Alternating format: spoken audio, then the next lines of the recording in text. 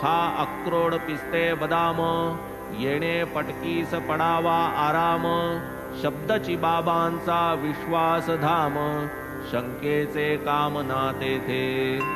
आळंदीचे एक स्वामी, साई समर्थ दर्शन कामी, आले एकदा शिरडी ग्रामी, पातले आश्रमी साईंच्या.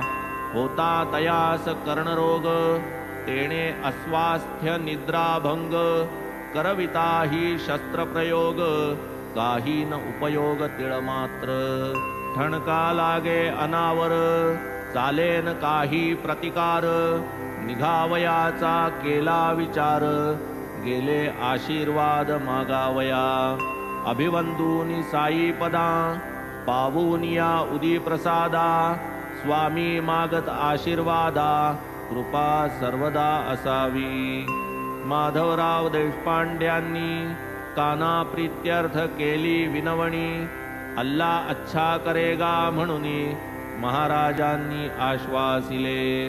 ऐसा आशीर्वाद लाधुनी स्वामी परतले पुण्यपट्टणी, पत्र आले 8 दिसांनी, ठणका तत्क्षणीच राहिला. सूज मात्र कायम होती, शस्त्रप्रयोग करावा म्हणती, पुन्हा तो प्रयोग करावा ये अर्थी, आलो मुंबई प्रति मागुता.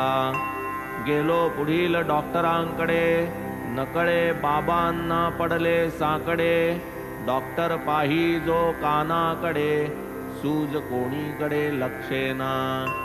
शस्त्रप्रयोग आवश्यकता, डॉक्टर म्हणे नलगे आता, स्वामींची हरली दुर्धर चिंता, विस्मय समजता वाटला.